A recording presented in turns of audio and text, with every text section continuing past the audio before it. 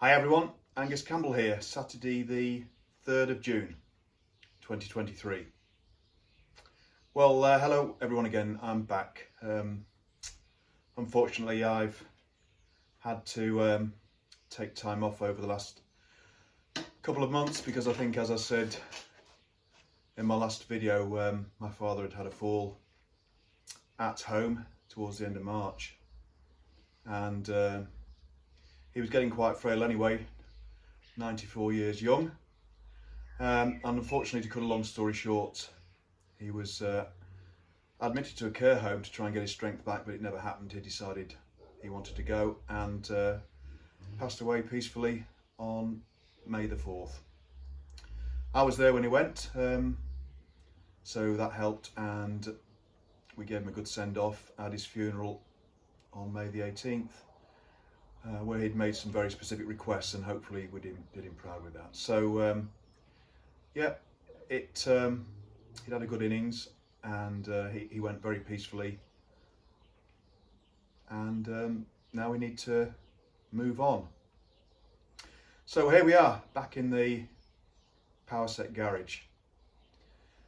Now, where we left off was that I was working on the Fury. Not this.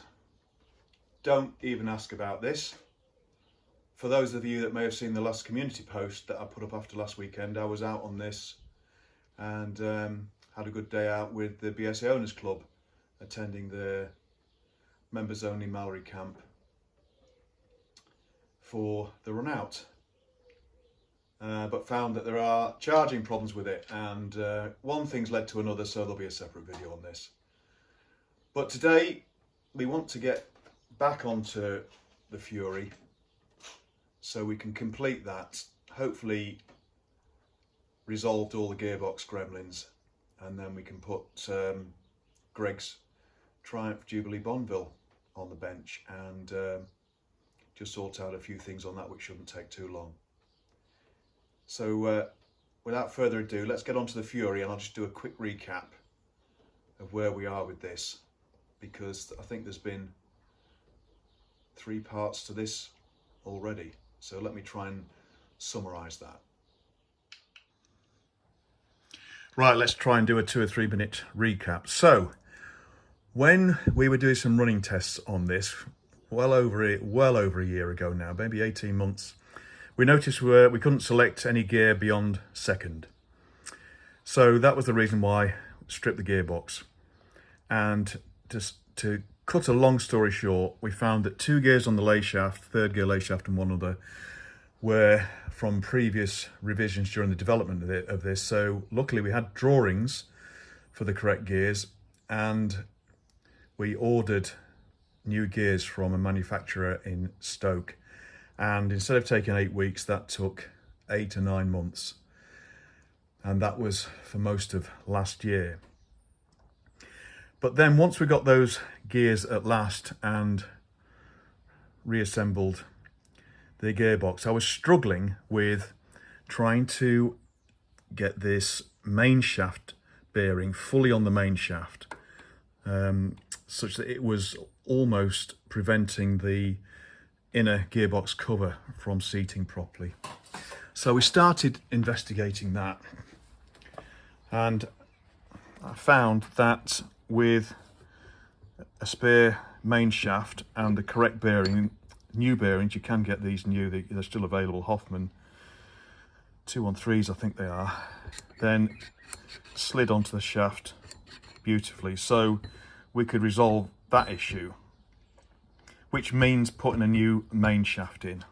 And it's a good job that I've got a spare main shaft to do that, because in attempting to get that bearing off and putting a puller on here, just damn well destroyed it. My fault for not putting that damn flat on there to push against.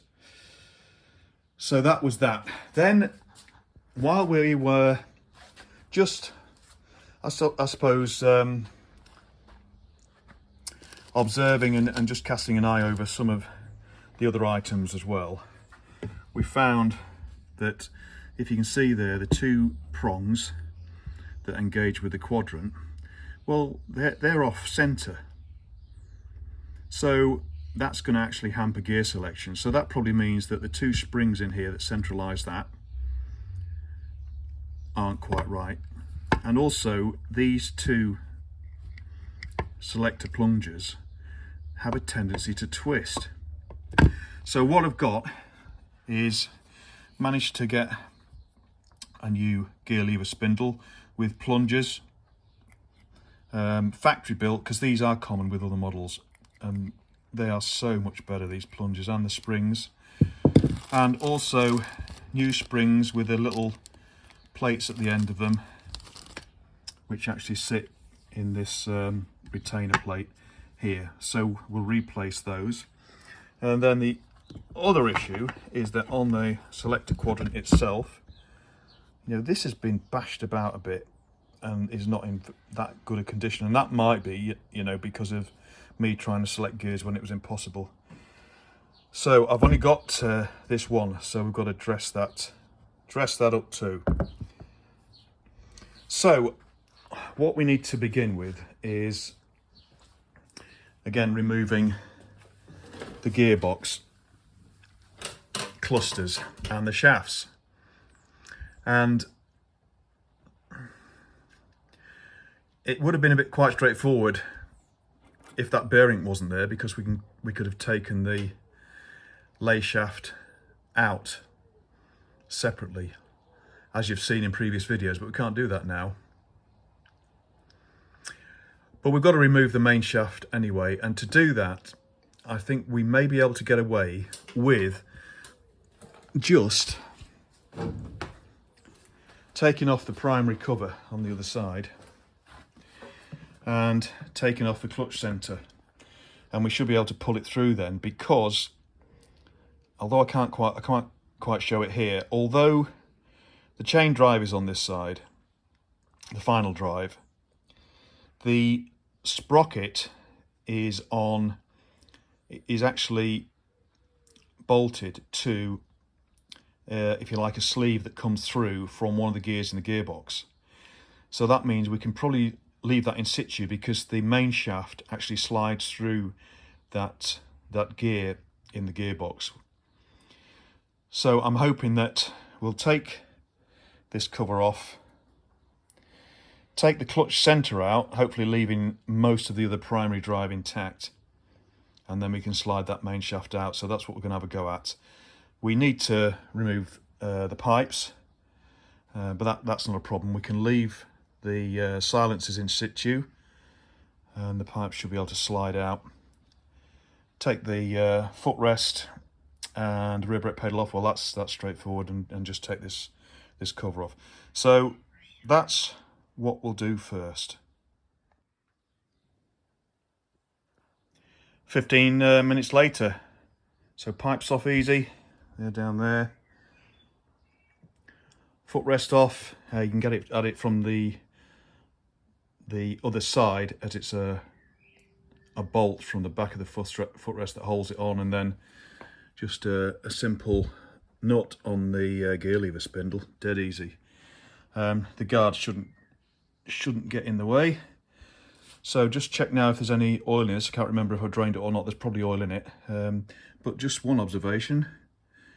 There's obviously been something splashing out of the breather pipe by the look of it. You know, implying that there's too much oil in there. Well, actually, I've just realised that we might get quite a bit of oil out of here if it's sumped at all, because from recollection, I think this is the same as the triples, in that the primary case oil is kept topped up directly from the main crankcase. Anyway, that bowl might be too small, but let's find out. This might take an awful long while. Right, time to put the kettle on. Actually, I don't think it's going to be too bad. It's just beginning to drip now. I decided to take the alternator cover off just to see if the oil was up to this lip, but it wasn't, so that's fine. Also, just taking the breather pipe off, and there's no excess oil in there, so I was just worried that there was a ton of that had gone down there, but doesn't look like it. So we'll have to keep an eye on this, see if it is blowing a bit out. Definitely oil, I think. Anyway, let's leave that to dribble away while I put the kettle on, and then we'll get this cover off. These are all crossheads as per original, so they'll be easy enough to get off. Cover off, no problem. And just initial inspection, things looking all right in there. I know it's not run for very long, etc., but it's always interesting to see if I've installed anything correctly or something's gone awry while it has been running, and all looks very good. Right, so just going to take this cover off, which will allow us then to get to, obviously take the plates out, but get to the clutch centre, and hopefully if we pull that, the main shaft should pull out. Let's hope. If not, we're going to have to take all this lot off, take the cover off behind the clutch, and take the sprocket off. I don't think we have to do that. Right, anyway, let's get this clutch to pieces. Right, apologies everyone, I'm getting ahead of myself here because took the cover off the clutch just by obviously unscrewing the spring tensioners, and that exposes that, then the clutch centre. Taken the nut off, which actually wasn't as tight as I thought it might be, and then just gave this a couple of taps, and the centre is loose on that, and I think it's going to come out, but we can't push that out from this side yet because we've now got to transfer to the other side, because what we've got to do now is we've got to lift the cam plate here, and to do that it's held in by under this cover and a nut that you can see there, and if we unscrew that nut, this lifts the cam plate, which will enable us then to disengage the nibs on the selectors, because all this lot's held in by the selectors. So once we've raised this up enough, these two shafts should come out as one. Right, well, fingers crossed, let's have a go.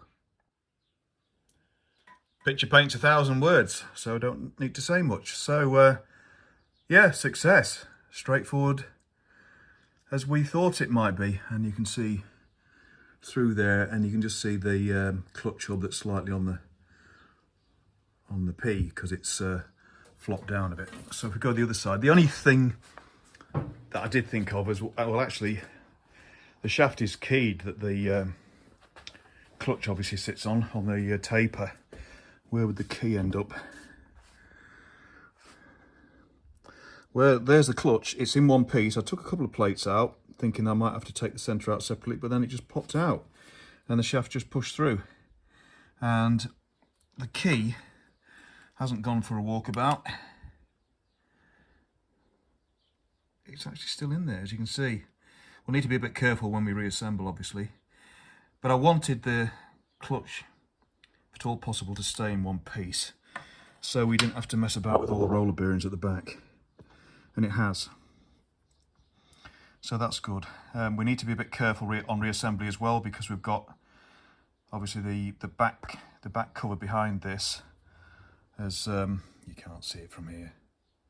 You can actually just, where's my finger? You just see the lip there.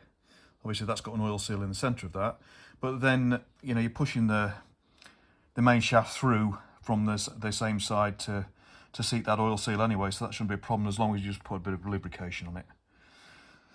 So that was a bit straightforward. Surely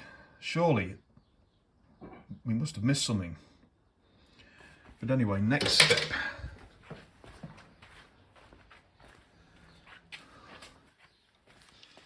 There we go. So clusters out as one. Actually, I should just mention. So there is I think it's final drive gear. But as you can see, it's got a huge sleeve on it, and the final drive sprocket is sits on that sleeve with seals and a nut. So this won't turn at the moment, only slightly, and you might be able to see the chain moving there at the back, just there, because of course that's all still in one piece. So can't think of anything else. Right, now we need to get this on the bench and swap out this main shaft. So it means to get all these gears off. Some of these can slide off the other end. This one can't, I don't think. So we've still got to take that bearing off, and it will come off with a ton of heat. You can see with its discoloration that I heated it slightly to get it on there, and then I couldn't get it off. Hence, oh, don't look at that. But as we know, this shaft is wrong anyway. It's the wrong diameter for the bearing. Don't ask me why.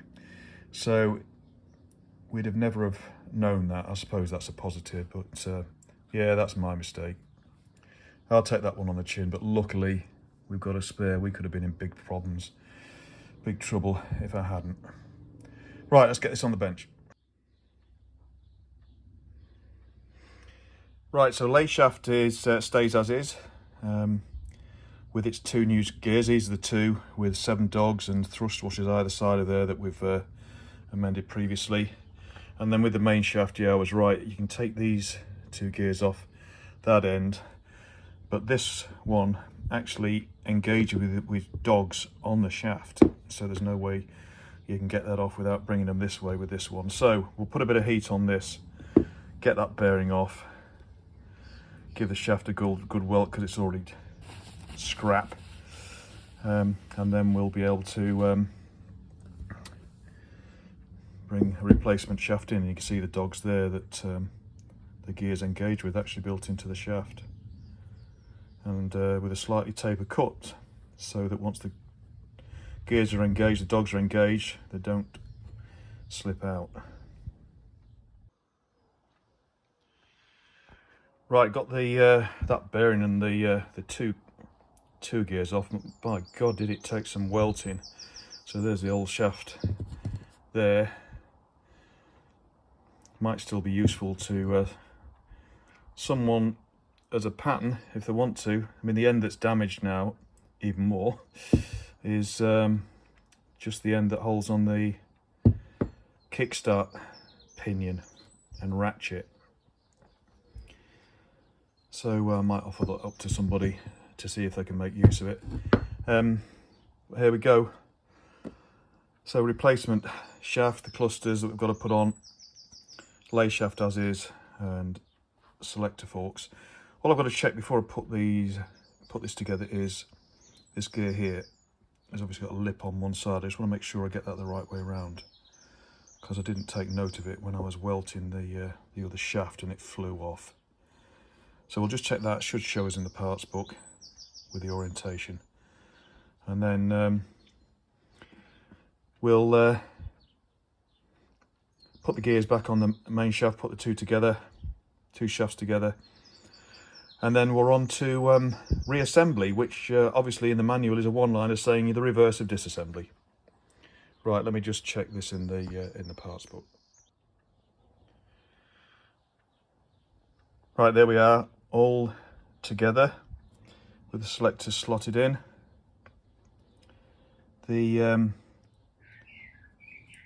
That's the gear there that we were just checking. We install the correct way around, so lip towards actually the bearing here, and in fact the ID and OD of that lip are the same as the ID and OD of the inner ring of that bearing, so that makes a lot of sense actually. Now, so we should be able to slip this back into the gearbox, because the cam plate is raised,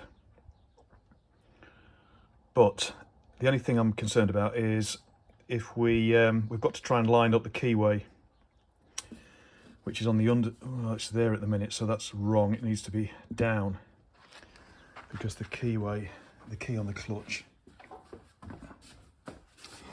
You can see the slot there. You just see this key in the shadows. We need to make sure that lines up because I can imagine we might have a bit of fun games with that. But let's have a go anyway. I mean, if we have to dismantle the clutch, fine. It's almost there anyway, to be honest. I just don't want to put all those rollers back together. If we have to, that might be difficult with it all in situ. But let's offer this up as one unit and see how we go. But first of all, the keyway's there and it needs to be pointing down. So we'll adjust that first, and then we might have some blue language. Well, I was getting so excited I got a bit carried away. So let me just bring you up to speed with what's happened in the last half an hour. So I offered up the gearbox clusters together as is, and just started putting the main shaft through gently so I could see it coming through on the other side to enable me to line up the clutch slot with the key. And as I was doing it, I was thinking about it and thinking, I'm not sure whether this is going to work or not, because really the key should be in the shaft and it might not line up properly, or it might get pushed out, or you might not be able to put the clutch on with the key on its side, or it would be difficult to find the slot in the shaft. You know what I mean. Would it line up? Would it be in the right position to go on? So I was gingerly pushing these forward and checking the clutch on the other side. And the good news is, eventually,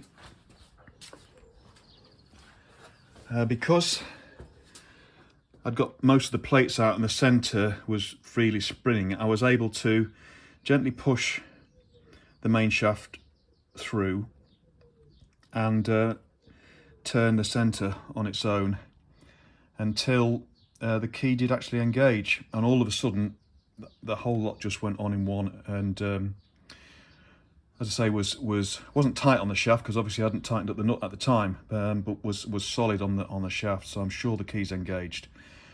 And I've now put the washer, the tab washer and the nut on. It needs torquing up yet, but we can do that. But really pleased. When I was turning this on the main shaft, obviously because I've got the chain slack, the primary chain slackened off, etc., there was quite a bit of play in the whole basket, so this had pushed out slightly with the main shaft, but that's all right. So what I did to hold that in place was I just put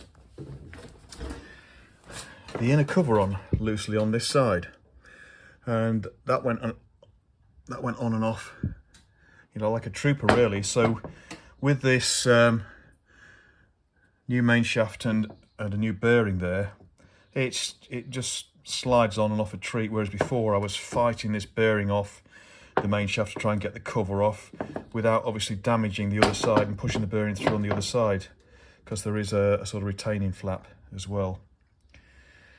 So all good news. So I'll torque up the clutch centre nut, and what we'll do next as well is we'll put on this gearbox inner cover properly.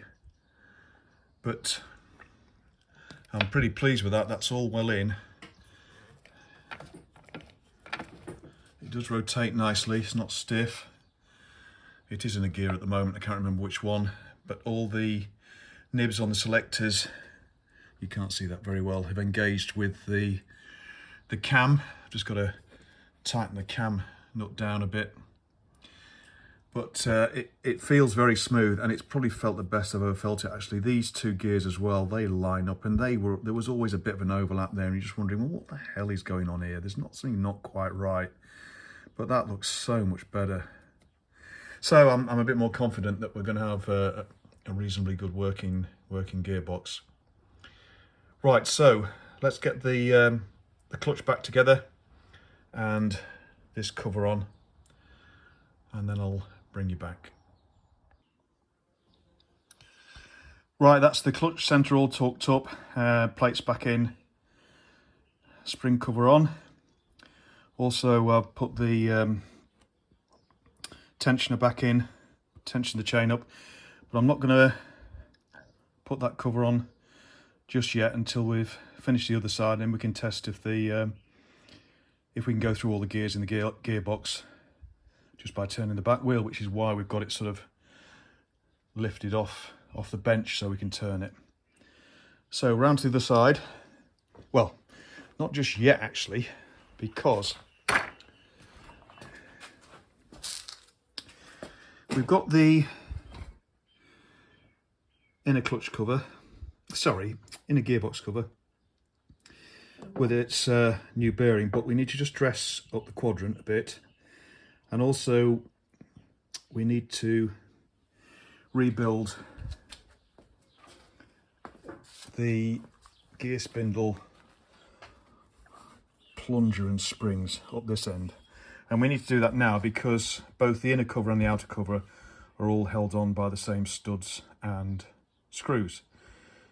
So let's get on with both those jobs. We'll do this one first. So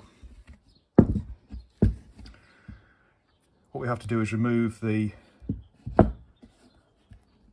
gear spindle, and all we're doing is effectively removing this.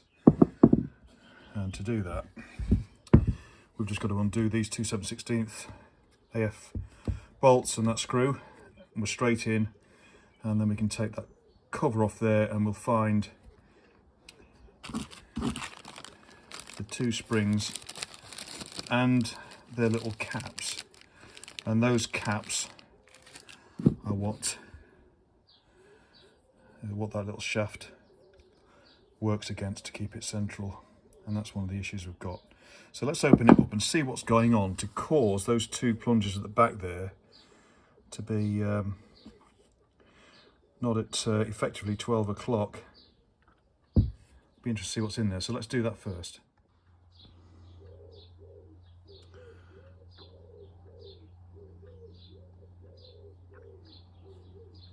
So you can actually see a couple of the problems here. One is, this is the fitment that was on it. The plungers keep twisting like that, so the flats aren't hitting the quadrant square.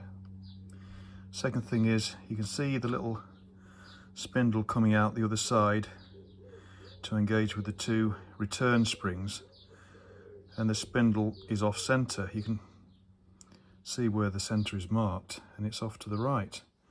So that's causing it to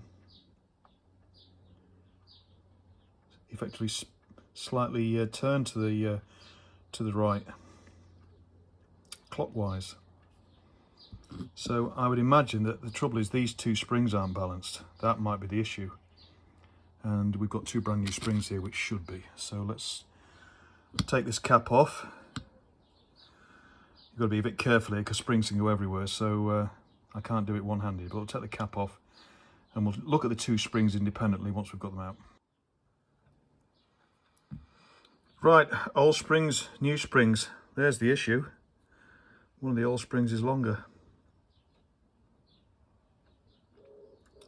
Actually longer than the new springs.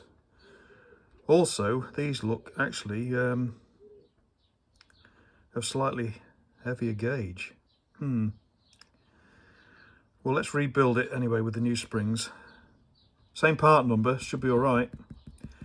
Start to think about patterned parts again, but as long as it returns okay, we should be all right. Let's see how we get on once it's built. Next issue, spot the difference. So I'm not going to be able to use that.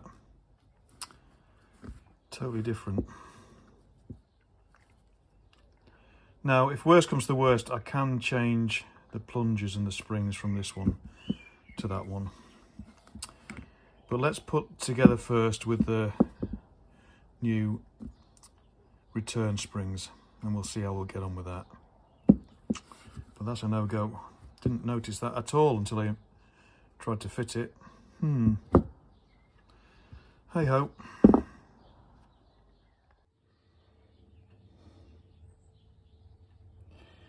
Right, there we go, new springs fitted, and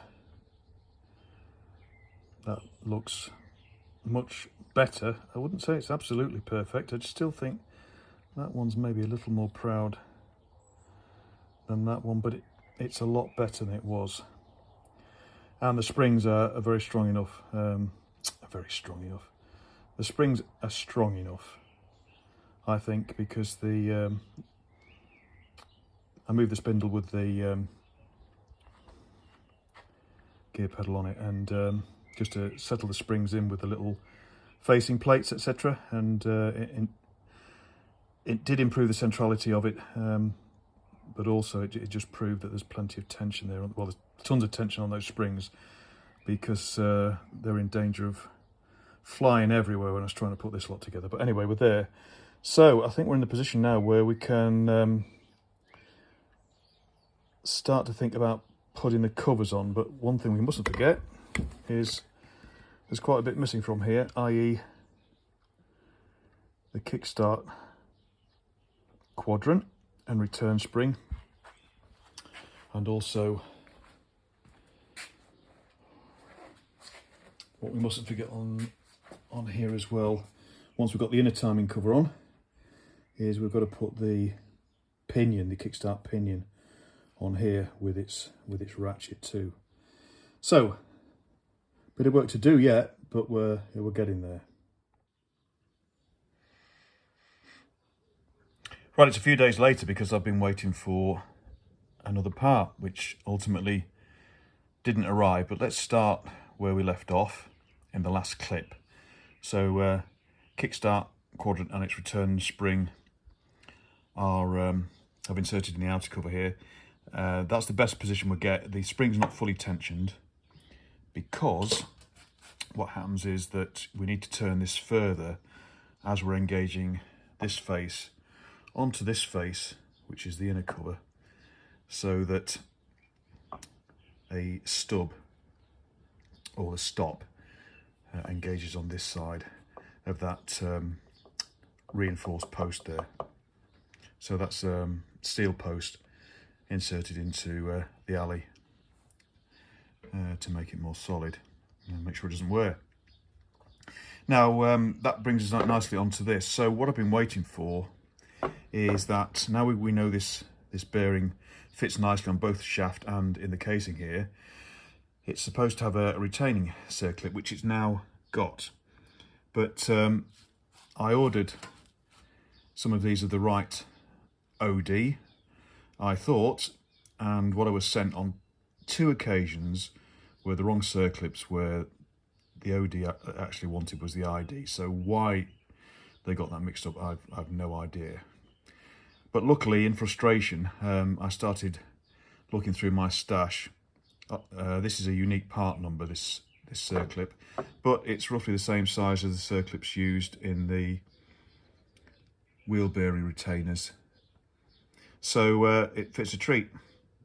I had to, this actually had been omitted, this circlip from previous builds. With the bearing being so tight on the shaft, never really thought about it at the time. But now it's not, and we can ensure that it remains fitted to the case rather than the shaft. Then I've added the circlip, and I just had to cut a small groove beforehand because that was missing. And I'm not an engineer, so I don't have a lathe. But what I do have is a set of small circular metal saws, really for the drill.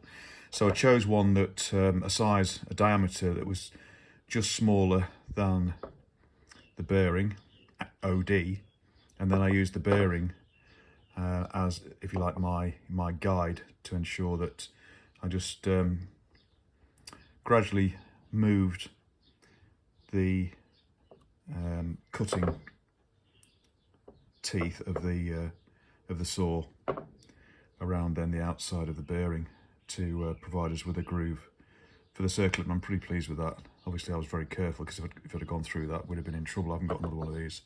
So that's all done, so I'll stop waffling. So what we can do now is, firstly, the gearbox is allegedly in neutral, and it was spinning in neutral, but obviously we haven't supported all this end yet in the right position. And actually now, although the quadrant says it's in neutral, the back wheel's not really spinning. But anyway, I'm not too worried about that at the moment, but the reason why it's in neutral is because on the general arrangement drawing, it actually shows you the position then of the gear change quadrant in the cam. So we know that the cam here, with its teeth on the top there, to which the gear change quadrant teeth mesh, is in the right position. And in the drawing then, we can see that what we have to do is arrange this so that the two left-hand holes are vertically aligned with the spindle, and then we'll ensure that the gears at the other end will mesh in the correct position for the gear change cadence. So we'll begin to assemble that. The other thing just to mention is that I have cleaned up this quadrant, cleaned up those edges a bit. It's not perfect, but I don't have another one, and I don't want to start welding up, but it should be good enough. So they're a lot tidier than they were, but you can see where, you know, something's been scuffing across. And as I say, it doesn't look that clever, but it's a lot better than it was, so we're going to have to give it a go.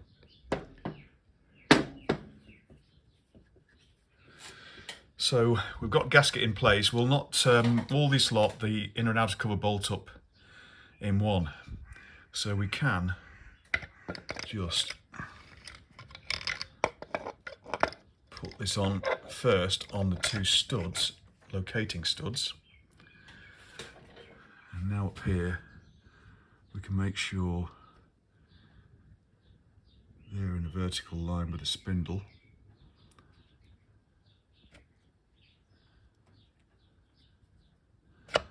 And gently push that on. So let me do that with two hands, and I'll bring you back. Right, there we are, just pushed on nicely. So there's the lay shaft in its needle roller bearing, main shaft in its ball bearing. And did you spot the deliberate mistake with the quadrant? I was using the two holes at the wrong end, because this is one down and four up. So if the gear lever's going up, it's pushing the quadrant that way, so we want four that way and one that way with neutral in between, not the other way around. So I think I've got that.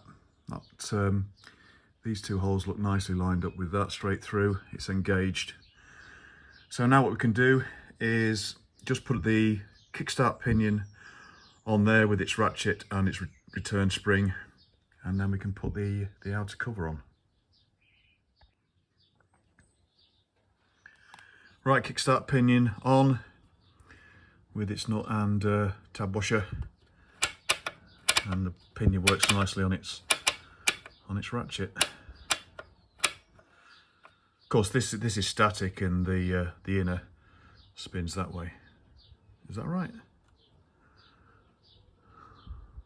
That spins that way. That spins that way. So that's a spin.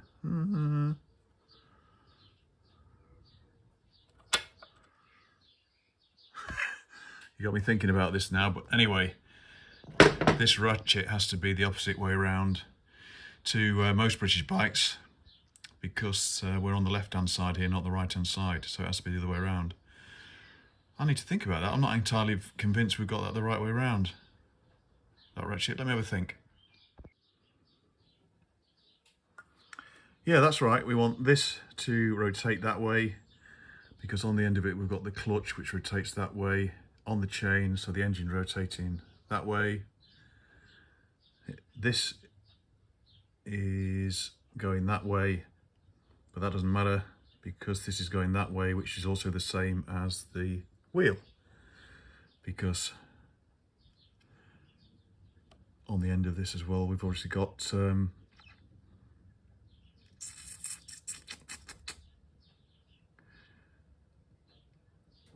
the, just thinking about this, let's get this right. So the final drive sprocket is on the end of this, but it's not driven by this, it's driven by that.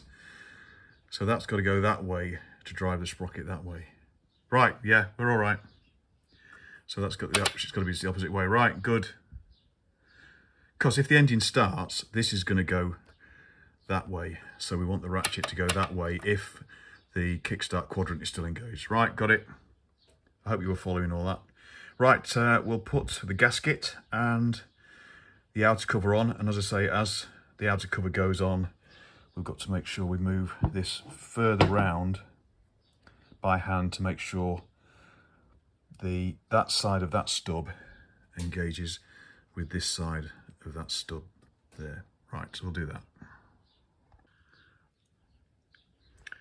Okay, outer cover back on again, and good news, we can go up and down the gearbox, and I'm currently in neutral, so the wheel is spinning,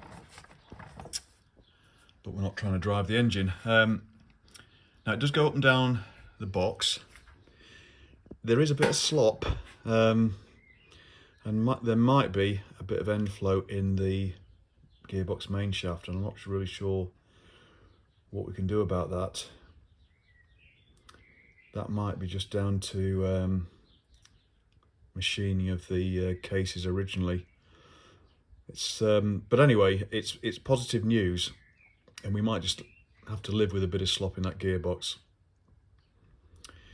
Now the other good news is that yes, the gears are all engaging. So the plungers on the kickstart shaft are working on the quadrant okay.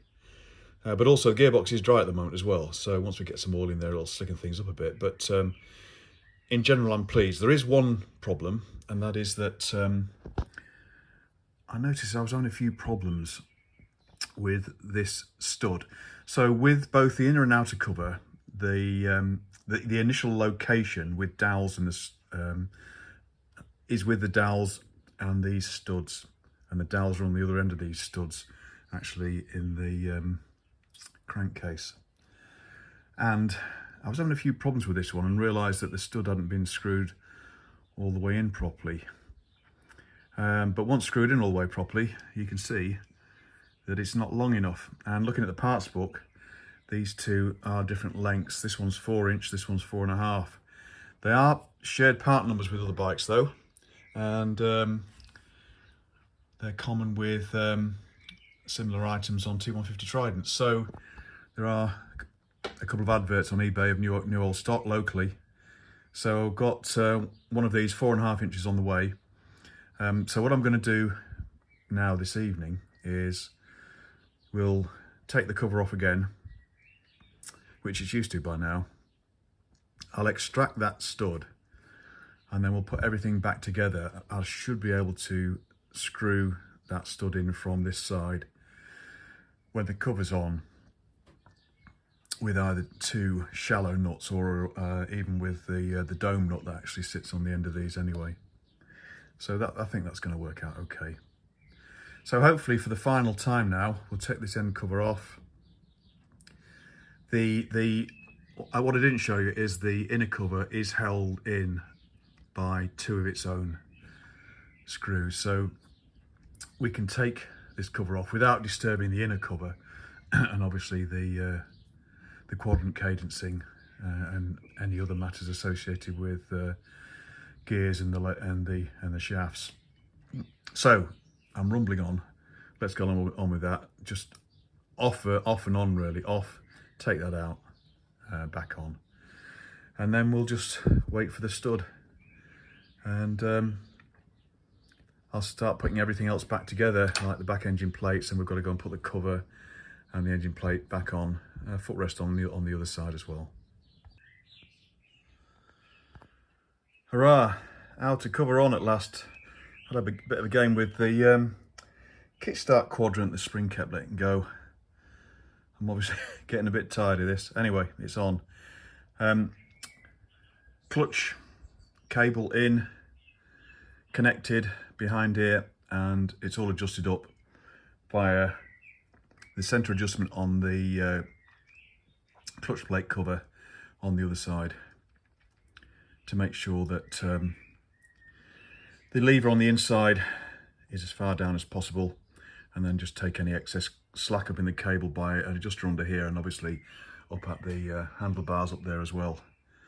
So the clutch actuation lever is down here like this, so it's got plenty of pivot movement, so that's fine. Sorry I didn't show you that, but as long as you can see the end of the clutch actuator lever here, where the cable nipple goes in, as long as it's in about just above the center of the cover here, then that's fine.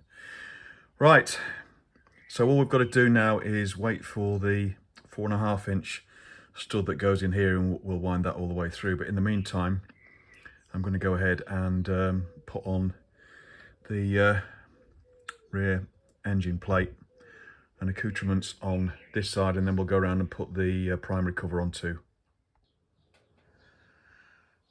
Right, next morning, and now it's beginning to look complete, and I've also got the primary cover on the other side. I've just got to finish putting the footrest on and the rear brake pedal, and then we can just put the exhaust back on the other side, and then we're done.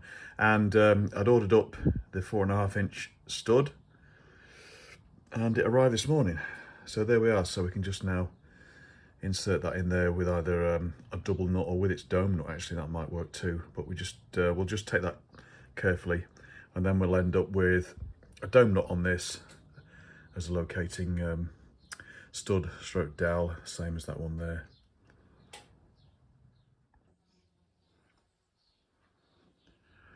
Okay, a job done, I think. So all the covers are back on, the exhaust is back on, the 4.5 inch stud and dome nut is in, it's in neutral, and just putting some oil in the gearbox now, and just testing it freewheeling in neutral, and it's a lot smoother already with just a bit of oil in, obviously. Right, let's get it off the bench.